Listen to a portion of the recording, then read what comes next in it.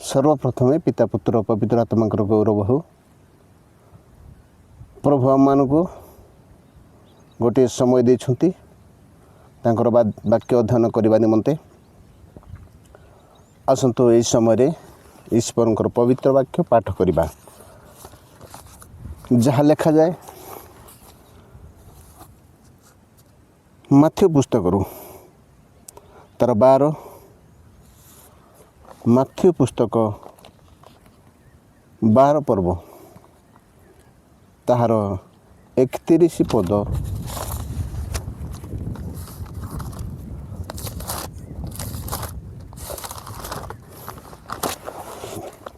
एवं 32 पद आमे पाठ करबा। एठारे ए प्रकार लिखा जाए, अतएव मु तुम्भमानंकु कहूछि मनुष्य मानकर समस्त पाप और निंदा क्षमा करा जिवो, किंतु आत्मांक विरुद्ध रे निंदा क्षमा करा जिवो नहीं।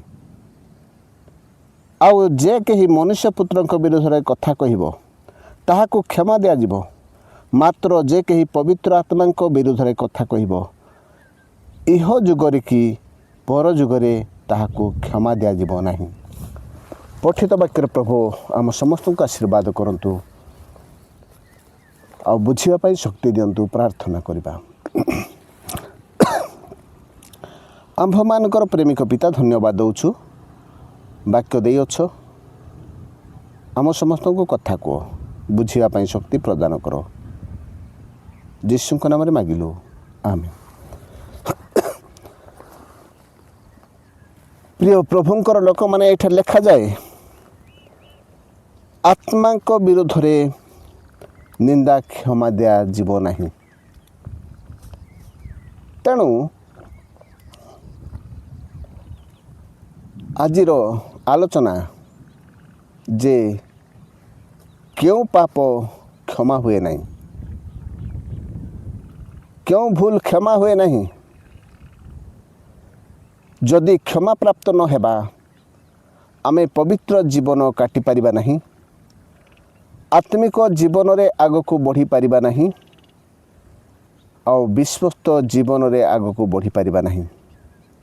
तेणु आंभ मानकर पाप प्रतिदिन क्षमा हेबार आवश्यक अछि। तेणु तुम्भ मानकर क्रोध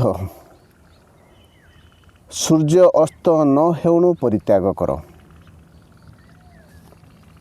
तेबे आम जानू सूर्य न अस्त हेबा पूर्व आमे क्रोध को परित्याग करिबा दरकार।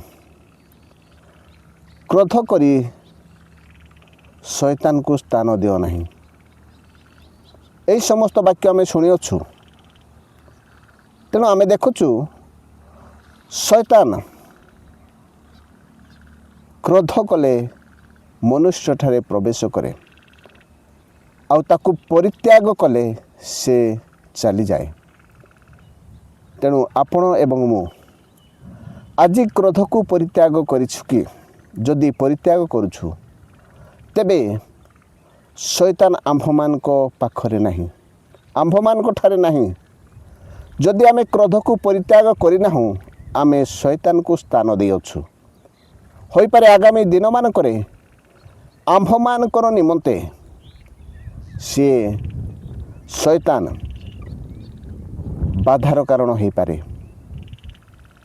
जो शैतान को आमे स्थान देइअछु क्रोध को परित्याग करि पारि नाहु, तेबे आसंता दिन मानकरे सेही शैतान अनेक कार्य करिबो जहा कि प्रभु इच्छा करते नहीं, प्रभु चाहती नहीं।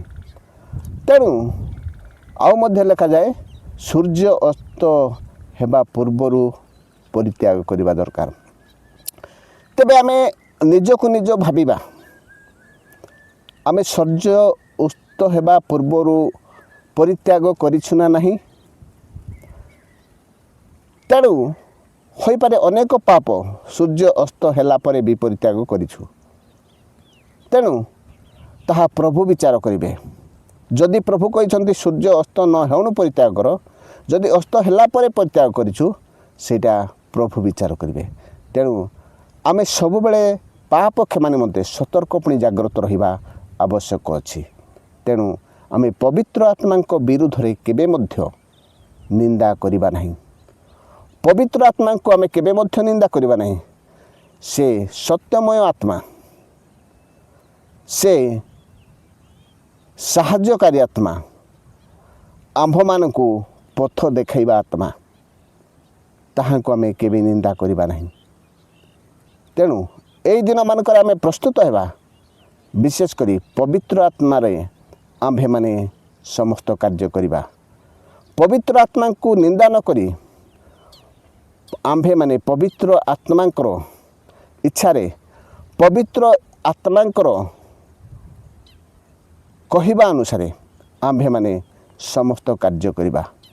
तेणु आपण को मते आज पवित्र आत्मा साहाय्य करूअछंती। पापरे पड़िथिबा समय, पापरे पड़ुथिबा समय मध्य साहाय्य करूछंती पाप न करिबा निमंते। जदि बा पापरे पड़िअछु पापरु उद्धार पाइबा पाई मध्य साहाय्य करूछंती। सेई सत्यमय साहाय्यकारी आत्मा को आमे केबे मध्य निंदा करिबा नहीं। कारण इह जगतरे पुणी वाक्य अनुसार आउ पर जुगरे, इह जुगरे पर जुगरे ताहा क्षमा हुए नहीं। सही प्रकार आम्भ मानकर एब्री मानक लिखती, मो सहित खोलतु एब्री पुस्तक 10 पर्व तार 26 पुणी 27 पद। एब्री 10 26 एवं 27 पद आम्भे माने पाठ करिबा। मु पढ़ुछि,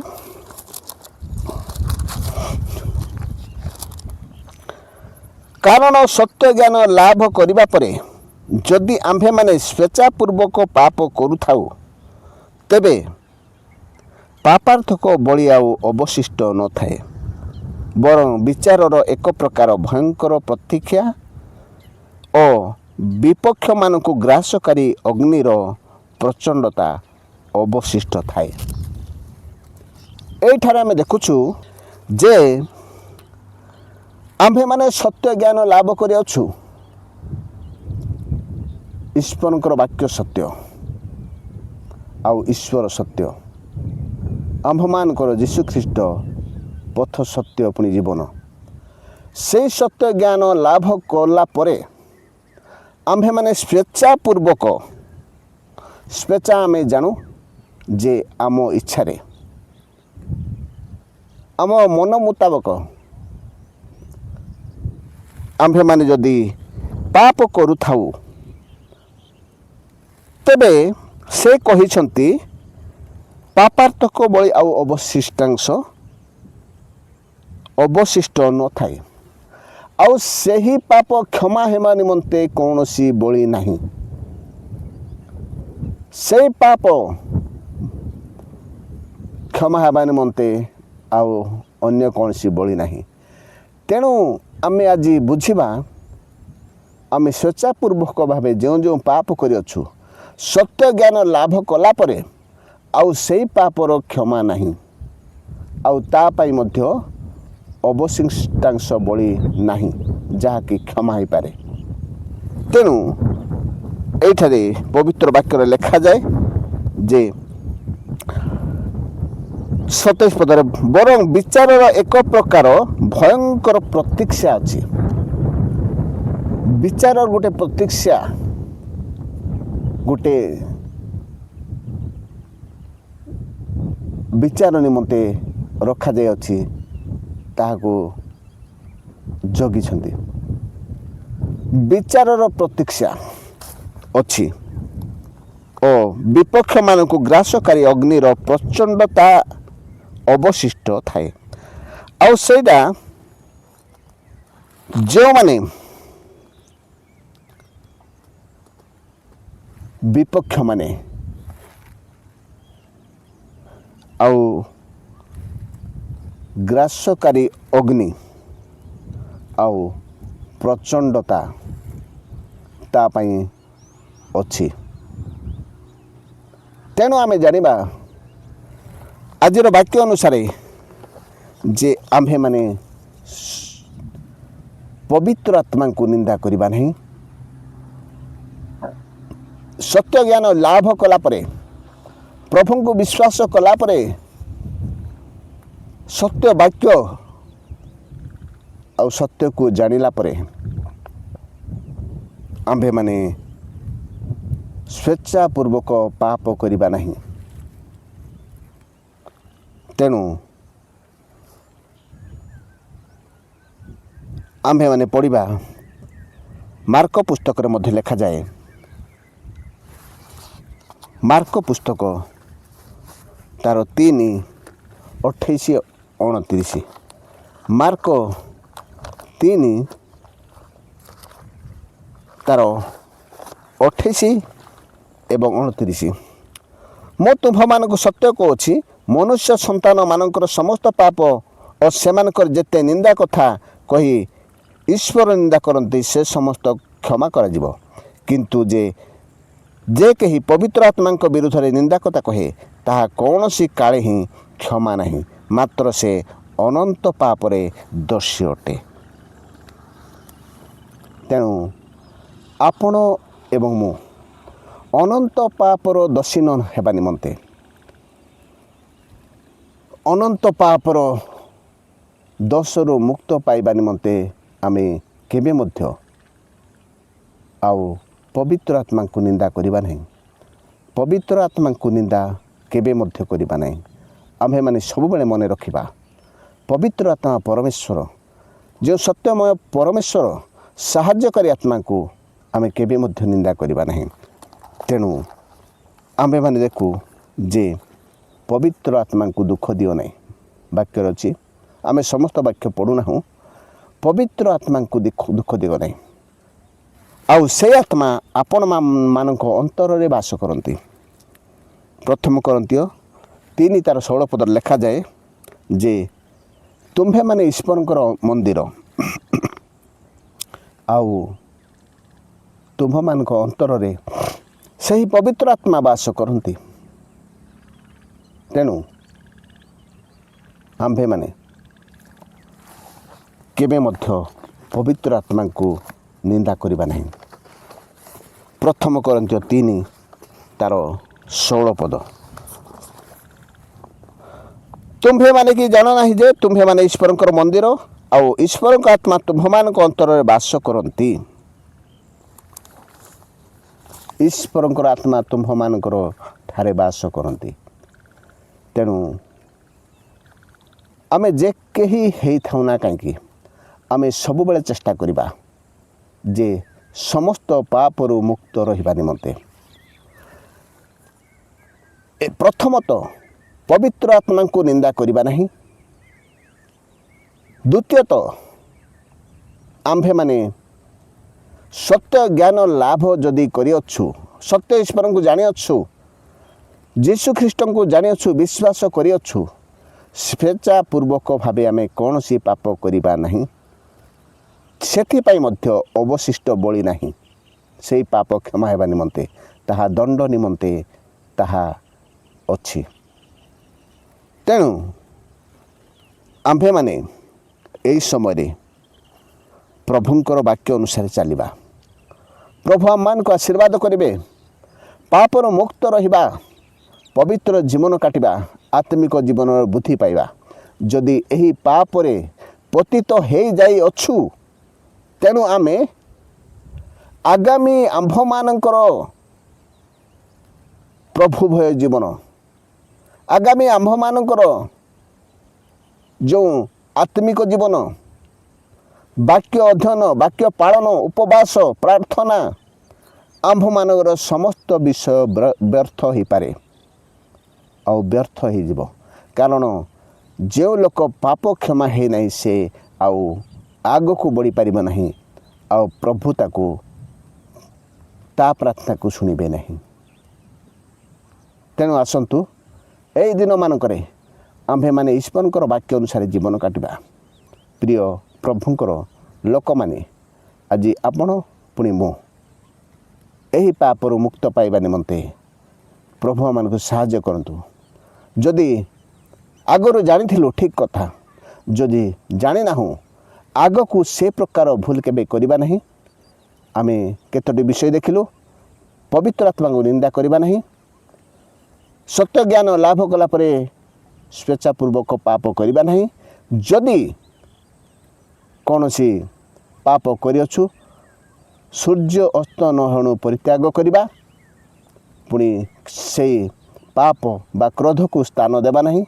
କ୍ରୋଧ କଲେ ଶୈତାନକୁ ସ୍ଥାନ ଦେବା ନାହିଁ।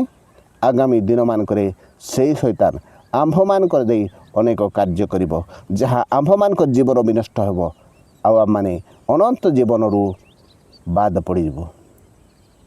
ତେଣୁ ଅନନ୍ତ ଜୀବନ ସ୍ୱର୍ଗରେ ବିତାଇବା ନିମନ୍ତେ ଏହି ସମସ୍ତ ପାପରୁ ମୁକ୍ତି ପାଇ ଈଶ୍ୱରଙ୍କଠାରେ ଲାଗି ରହି ଜୀବନ କାଟିବା।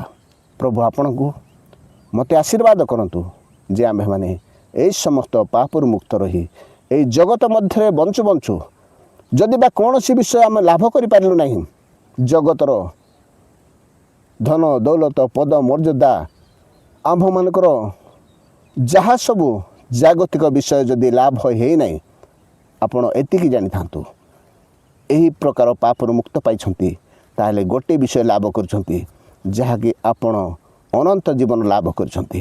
ଆଉ ଅନ୍ୟ ସମସ୍ତ ଲାଭ ଛାଡ଼ି ଦେଇଯିବେ, କିନ୍ତୁ ଏହି ଅନନ୍ତ ଜୀବନ ଆପଣଙ୍କୁ ସ୍ୱର୍ଗକୁ ନେବ। ପ୍ରଭୁ ଆପଣଙ୍କୁ ମୋତେ ଆଶୀର୍ବାଦ କରନ୍ତୁ। ଏହି ବାକ୍ୟ ଅନୁସାରେ ଚାଲିବା ପାଇଁ ଶକ୍ତି ପ୍ରଦାନ କରନ୍ତୁ। ସମସ୍ତଙ୍କୁ ପ୍ରଭୁ ଯୀଶୁଖ୍ରୀଷ୍ଟଙ୍କ ନାମରେ ଆଉ ମୁଁ କହେ ଯେ ଆପଣମାନେ ମୁଁ ଆଜି ଏହି ବାକ୍ୟ ଅନୁସାରେ ଜୀବନ କାଟିବା। ପ୍ରଭୁ ସମସ୍ତଙ୍କୁ ଆଶୀର୍ବାଦ କରନ୍ତୁ। ଧନ୍ୟବାଦ।